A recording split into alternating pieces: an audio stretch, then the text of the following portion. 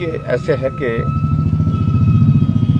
वो जो बातें कह रहे हैं सिर्फ राजनीतिक मकसद के साथ कह रहे हैं और राजनीतिक मकसद की दृष्टि से वो कुछ हासिल करने की कोशिश कर रहे हैं, लेकिन वस्तुस्थिति आपके सामने है।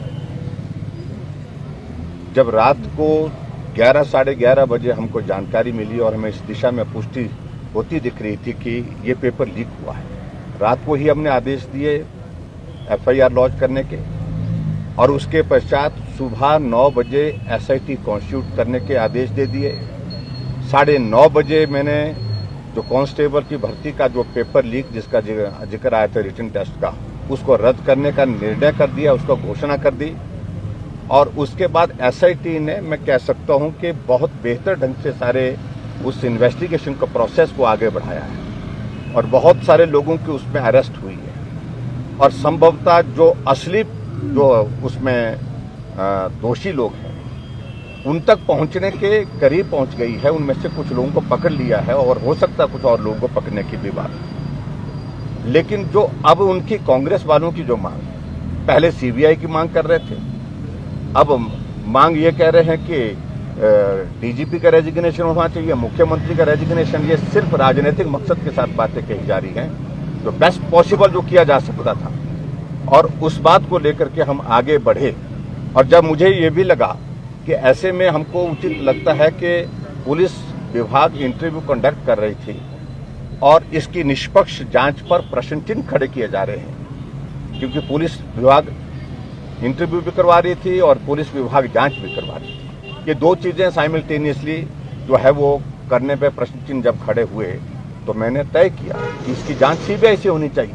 यही कांग्रेस के लोग कह रहे थे कि सीबीआई की जांच होनी चाहिए, तो हमने सीबीआई की जांच के आदेश किए।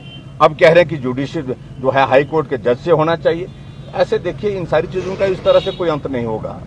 हम सही मायने में पारदर्शिता के साथ इस जांच को एक मुकाम तक पहुंचाएंगे और जो दोषी होंगे वो जेल की सलाखों के पीछे होंगे। और जो पुलिस विभाग में अगर इस तरह का हमको मालूम पड़ेगा इन्वेस्टिगेशन के माध्यम से, तो उसमें उन लोगों के खिलाफ भी कार्रवाई करेंगे जो उसमें दोषी पाए जाएंगे। तो इसलिए मैं सिर्फ इतना ही कहना चाह रहा हूं कि पूरे 4.5 साल के कार्यकाल में कोई मुद्दा नहीं। अब इस भर्ती के मुद्दे को जिसको रद्द कर दिया गया है, जिसमें सीबीआई की जांच के लिए आदेश कर दिए गए हैं, और उसके बावजूद भी इस प्रकार से बात कहना, तो मुझे लगता है कि वो कतई भी तर्कसंगत नहीं है। सिर्फ राजनीतिक दृष्टि से उसको लाभ लेने की कोशिश कर रहे हैं, जिसका कोई अर्थ नहीं। हमने सीबीआई को कह दिया, आगे सीबीआई हैंडओवर करने का विषय नहीं होता। उसमें हमने सीबीआई के लिए जांच के आदेश दे दिए है। सीबीआई इसको एग्जामिन करती है कि उनने इस केस को लेना है कि नहीं लेना है।